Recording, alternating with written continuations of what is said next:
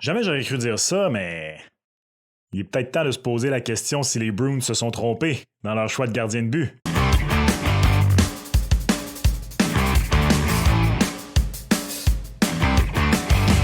What's up tout le monde, c'est ton boy Max, bienvenue à une autre vidéo. Le mois de septembre approche, c'est donc dire que, de 1, Billy Joe Armstrong est sur le bord de s'endormir.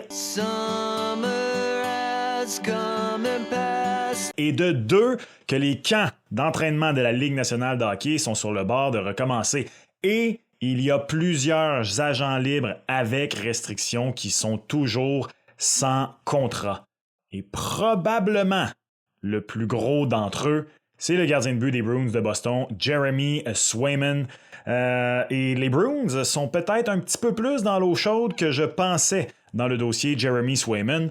J'aurais cru qu'avec la transaction Linus Ullmark, finalement, c'était fait. Jeremy Swayman est le gardien numéro 1 des Bruins de Boston. De toute façon, en ce qui me concerne, il a déjà prouvé qu'il est un des meilleurs gardiens de but de la Ligue nationale de hockey.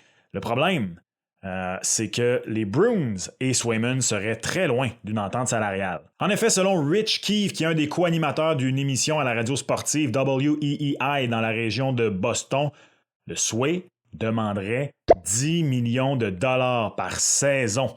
Je vais être honnête, je pense que d'un point de vue purement et 100% hockey, Swayman peut valoir 10 millions de dollars. Le problème, c'est que, il n'y a pas juste à prendre en considération le talent du gardien sur la glace. Il y a beaucoup d'autres choses à prendre en considération et à mettre dans cette salade-là. Est-ce que les Bruins vont avoir les moyens de payer Swayman? Est-ce qu'on va s'entendre?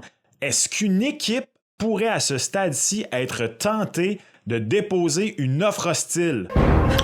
Surprise, Sydney.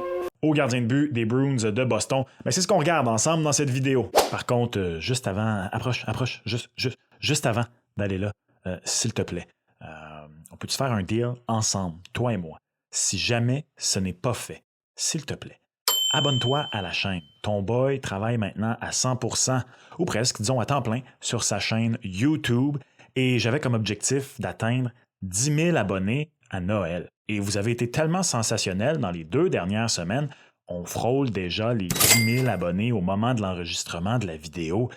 Fais-moi plaisir. Fais en sorte que cette vidéo-là soit celle qui me permette d'atteindre les 10 000 abonnés. Et lorsque ce chiffre sera atteint, il va y avoir une surprise pour vous, les abonnés de la chaîne YouTube. Donc, s'il te plaît, si ce n'est pas fait encore, abonne-toi, laisse un like, un commentaire, peu importe. Envoie la chaîne à ta mère, ton père, ton frère, ton ami, ta blonde, n'importe qui, ton chien. Il y a des gens qui ont des comptes réseaux sociaux pour leur chien. C'est bizarre, mais je juge pas. Bref, s'il te plaît, fais-moi plaisir, abonne-toi. On retourne à Jeremy Swayman. D'abord, soyons honnêtes. Je sais que pour plusieurs fans peut-être du Canadien de Montréal, c'est pas le fun à avouer, mais à mon humble avis, les Bruins de Boston sont dans l'une des meilleures situations de toute la Ligue nationale de hockey concernant leur noyau. Si on regarde le Big Three des Bruins de Boston, c'est possiblement le meilleur, le mieux balancé, le mieux tout ce que vous voulez de la Ligue nationale de hockey. Entre les poteaux, Jeremy Swayman, 25 ans, a déjà prouvé qu'il a les qualités pour être un gardien de but numéro 1 dans la Ligue nationale de hockey. Rapidité, positionnement, contrôle des rebonds, mais surtout, si jamais il y avait quelconque doute des performances qu'il peut avoir sous pression, regardez ce qu'il a fait dans les séries éliminatoires 2024 devant le filet des Bruins. Pour moi, il était le candidat au trophée Conn Smythe après 2 rondes. Évidemment, les Bruins, finalement, n'ont pas passé ces rondes-là, donc c'est pas lui qui a gagné le Conn Smythe, Connor McDavid. Bref, le seul petit bémol dans le cas de Jeremy Swayman, c'est le nombre de matchs qu'il a joué en une saison régulière jusqu'ici. On y reviendra, mais pour moi, pas de doute, Jeremy Swayman est dans mon top 3, je dirais, des gardiens de but que je voudrais avoir entre les poteaux de mon équipe pour les 7 premières saisons. Il est là avec Jake Oettinger et Igor Shesterkin. Je prends en considération, bien sûr, l'âge quand je dis ça, parce que si c'était à plus court terme, des gars comme Andrei Vasilevskiy, Connor Hellebuyck et même Sergei Bobrovsky sont encore dans le lot, bien sûr. Mais pour du moyen-long terme, 5, 6, 7 ans, Jeremy Swayman, top 3, aucun doute à mon avis. Ensuite de ça, en défense, Charlie McAvoy.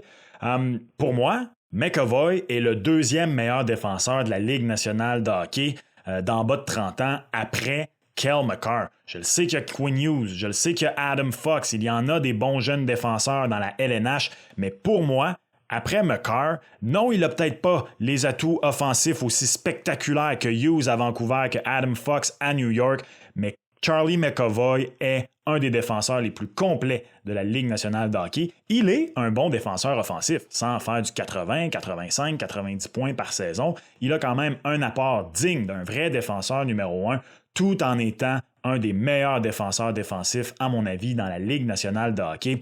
Charlie McAvoy, la bonne nouvelle, c'est qu'il est sous contrat jusqu'en 2028 à 9,5 millions de dollars. Ce dossier-là est réglé et honnêtement, il est assez avantageux. Allô, Darnell Nurse. Et en attaque, est-ce que j'ai vraiment besoin de dire quelque chose sur Pasta? David Pasternak est l'un des meilleurs buteurs, des meilleurs francs-tireurs de la Ligue nationale de hockey. Probablement le deuxième meilleur sniper, buteur pur après Austin Matthews dans toute la LNH à l'heure actuelle. Il a marqué 60 buts il y a 2 ans. Ça fait 2 saisons consécutives de 100 points pour Pasta. Il est encore fin vingtaine, à 28 ans. Il lui reste encore au minimum, à mon humble avis, 4 à 5 ans à être un des meilleurs ailiers de la Ligue nationale de hockey. S'il y a un petit bémol concernant Pasta, c'est qu'habituellement, tu veux que le noyau de ton attaque soit un joueur de centre, mais je pense qu'il y a des exceptions. Alex Ovechkin en a été une pendant de nombreuses années avec les Capitals de Washington. Je pense que Pasta est assez bon ailier pour faire partie de ces exceptions-là avec les Bruins de Boston. Tout comme Charlie McAvoy, c'est réglé dans le cas de David Pasternak. Il est sous contrat jusqu'en 2031 à 11,25 millions de dollars. Donc, Jeremy Swayman, de son côté, c'est tout à fait normal, si vous voulez mon avis, qu'ils veulent un beau, gros et long contrat comme ces deux joueurs-là. Donc, je vous le disais, selon un animateur de radio de la région de Boston, 10 millions de dollars. C'est ce qu'il demande, Jeremy Swayman. En ce qui me concerne, je l'ai dit, Jeremy Swayman, top 3 des gardiens de but de la Ligue nationale de hockey que je voudrais entre les poteaux pour les 5, 6, 7 prochaines saisons. Puis honnêtement, peut-être même numéro 1. Malgré tout, si je suis les Bruins de Boston, non, je ne lui offre pas 10 millions de dollars par saison pour quelques raisons. D'abord, il y a 2 gardiens de but en ce moment dans la Ligue nationale de hockey, officiellement, qui font 10 millions ou plus. Je dis officiellement parce que, bon, Carey Price là, est tout sauf officiellement retraité. Je veux dire, il l'est, mais en raison de son contrat, il ne l'est pas. Ça fait donc en sorte qu'il n'y a seulement que le gagnant de la Coupe Stanley, Sergei Bobrovsky, qui présentement fait 10 millions de dollars par saison à la position de gardien de but. Ce qui ne va pas aider Swayman non plus, c'est que tu as 2 des meilleurs gardiens de la Ligue nationale de hockey en ce moment qui viennent dans la dernière année de signer des contrats à long terme sous 10 millions de dollars et même sous les 9 millions de dollars. Connor Hellebuyck du côté des Jets de Winnipeg et Juuse Saros du côté des Prédateurs de Nashville. Dans le cas de Saros, c'est même sous 8 millions de dollars. Je pense que Swayman, puisqu'il est plus jeune, pourrait peut-être demander un peu plus que ces 2 joueurs-là. Par contre, contrairement à Saros, contrairement à Hellebuyck, le problème avec Jeremy Swayman, c'est qu'il n'a jamais même disputé 50 matchs en une saison dans la Ligue nationale de hockey. Lorsque Carey Price a signé son contrat de 10,5 millions de dollars, il avait en poche un trophée Vezina et un trophée Hart. Lorsque le Bob a signé son contrat avec les Panthers de la Floride, 10 millions de dollars par saison, il avait 2 trophées Vezina sous la ceinture. Si on compare à ces 2 autres coéquipiers des Bruins de Boston que j'identifie comme faisant partie du noyau comme lui, Charlie McAvoy a signé son contrat après 4 saisons dans la Ligue nationale de hockey. Il avait déjà à ce moment-là obtenu des votes au Trophée Norris dans 2 saisons différentes, terminant même 5e l'année avant qu'il signe son contrat en 2021. Et dans le cas de David Pasternak, ben lui, il a littéralement joué ses cartes de la meilleure façon possible. Il a gagé sur lui-même, il a failli se rendre jusqu'à l'autonomie complète. Il a signé son contrat en mars 2023. Et c'est qu'à un certain moment, les Bruins n'avaient plus le choix. Pourquoi? David Pasternak, cette année-là, est en train de tout casser. Il a marqué 60 buts et les Bruins n'ont pas eu le choix de lui donner exactement ce qu'il voulait, soit, comme je le disais, au-dessus de 11 millions de dollars par saison. Dans le cas de Jeremy Swayman, oui, il vient de connaître probablement les meilleures séries éliminatoires d'un gardien de but cette saison, quoique de la façon dont le Bob a amené les Panthers jusqu'à la Coupe, c'est effectivement débattable. Et en plus de ça, ses statistiques, lorsqu'il joue en saison régulière, elles sont dignes d'un gardien de but numéro 1. Le problème, comme je viens de le dire, c'est qu'il n'y a pas encore eu une charge de travail suffisamment grosse pour justifier le salaire qu'il demande. À 25 ans, par contre, lui, il se dit que s'il signe un contrat de 8 ans, ben, ça va l'amener déjà au début trentaine et donc la vraie opportunité d'un méga contrat va être passée et c'est là, je pense, qu'il y a impasse du côté des Bruins de Boston avec Jeremy Swayman.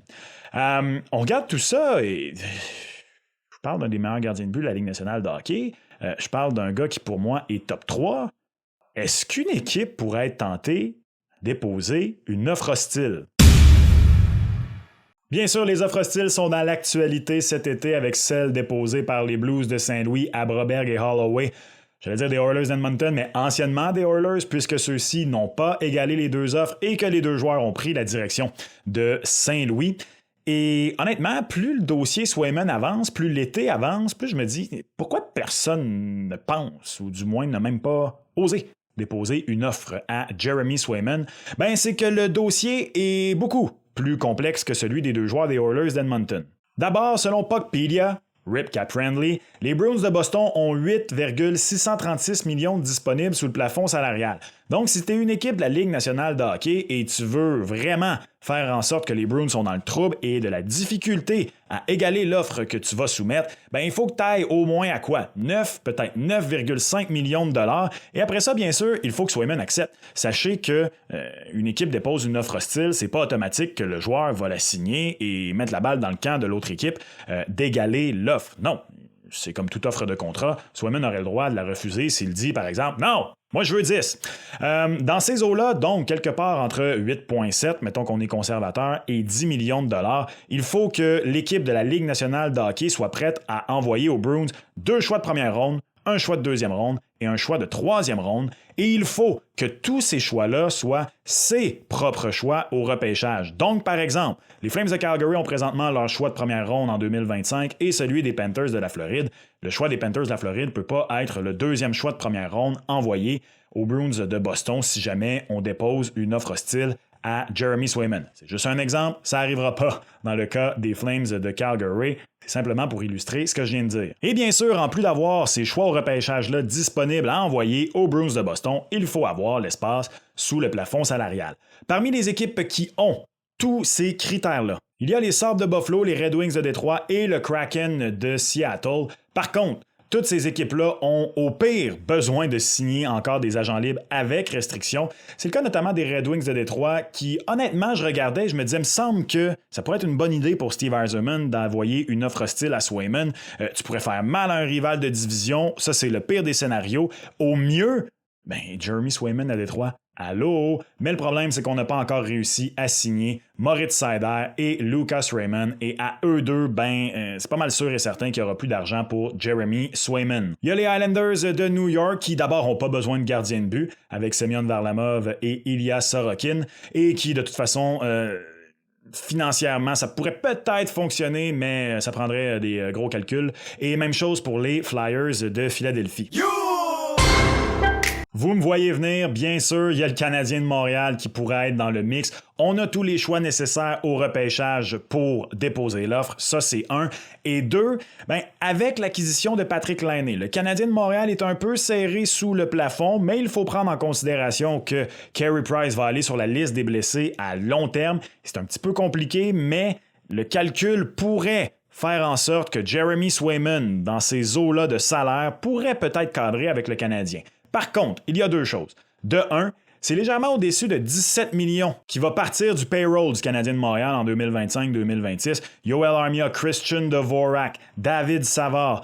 Il y a également Jake Evans. On ajoute à ça les retenues de salaire de Jeff Petrie et Jake Allen. Bon, bien sûr, dans le cas des joueurs qui sont avec le Canadien, certains pourraient peut-être être re-signés, mais admettons que tout ce beau monde-là part, c'est légèrement au-dessus de 17 millions qui devient disponible. Par contre, entreront en vigueur les contrats de Juraj Slafkovský, légèrement au-dessus de 7 millions de dollars par saison, et celui de Caden Goulet à 5,5 millions de dollars par saison.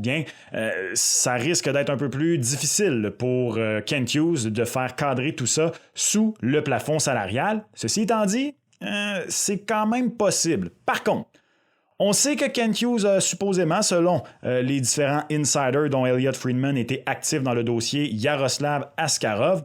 Est-ce que vraiment on voudrait tenter un coup de circuit tout de suite pour se propulser comme une équipe qui veut dès maintenant accéder aux séries avec Jeremy Swayman devant le filet, plutôt que d'attendre de potentiels espoirs comme Jacob Fowler et encore faire confiance à Samuel Montembeault et Caden Primo?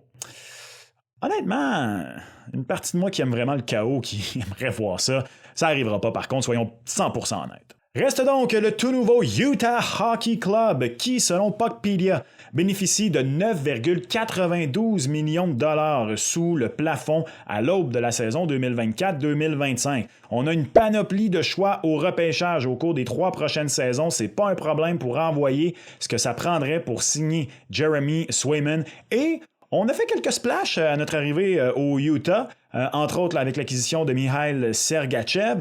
On est une équipe qui monte. On est une équipe quand même qui compte sur un duo de gardiens qui, moi, personnellement, m'a surpris la saison dernière en Karel Vejmelka et Connor Ingram. Bon, soyons honnêtes, c'est beaucoup plus Connor Ingram qui a connu de bons moments la saison dernière. Mais soyons honnêtes, l'équipe du Utah signe Jeremy Swayman et tout d'un coup, cette équipe-là peut vraiment aspirer à de belles choses. Et honnêtement, même si je pense pas que ça va arriver, c'est la seule équipe que je peux voir peut-être réellement se laisser tenter et tenter de profiter de la situation salariale des Bruins pour attirer Jeremy Swayman dans leur rang. C'est très peu probable, mais si une équipe a à déposer une offre hostile à Jeremy Swayman, à mon avis, ce serait l'équipe du Utah. En conclusion, je vois 3 scénarios possibles pour la saga Jeremy Swayman à Boston. Un, je viens de le dire, c'est une offre hostile sortie un peu de nulle part de la part de l'équipe du Utah que Swayman signerait et qui laisserait donc dans les mains des Bruins de Boston la décision de égaler l'offre ou encore de laisser partir Swayman. Soyons honnêtes par contre. Si ça arrive, je fais une vidéo au grand complet en chess, ça n'arrivera pas. Pour moi, le scénario le plus probable, bien que Jim Montgomery a dit qu'il s'attendait à voir Jeremy Swayman au camp d'entraînement des Bruins de Boston, c'est que celui-ci ne soit pas signé au jour 1 du camp et que pendant ce camp d'entraînement, on trouve terrain d'entente et qu'il se rapporte finalement aux Bruins. Ça, c'est le meilleur scénario, bien sûr, pour le Boston. Le pire scénario, à mon avis, c'est que ça traîne longtemps, que la saison régulière débute sans Jeremy Swayman et que celui-ci finalement signe quelque part en octobre, en novembre, tout juste avant la date limite en décembre, comme ça avait été le cas il y a plusieurs années de ça, de Willie Nylander avec les Maple Leafs de Toronto, et peut-être qu'il serait à ce moment-là déjà trop tard, 1, pour qu'il trouve son rythme, 2, pour la saison des Bruins, parce que soyons bien honnêtes, Linus Ullmark n'est pas là cette année, et moi, personnellement, l'acquisition de Joonas Korpisalo, je pense que prouvé l'an dernier à Ottawa que c'est pas un vrai gardien de but numéro 1 dans la Ligue nationale de hockey, qui sait, ça pourrait faire mal aux Bruins de Boston. Ça, c'est le pire des scénarios, mais à mon avis, Jeremy Swayman va signer pendant le camp d'entraînement des Bruins de Boston. Mais ça, c'est ce que moi je pense de la saga Jeremy Swayman avec les Bruins.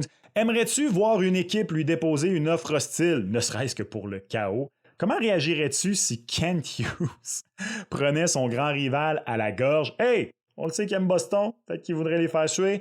Laisse-moi savoir en commentaire. N'hésite pas non plus à laisser un like. Et s'il te plaît, si c'est pas fait encore, je te rappelle, abonne-toi. Et on se reparle, comme toujours, lors d'une prochaine vidéo. Ciao!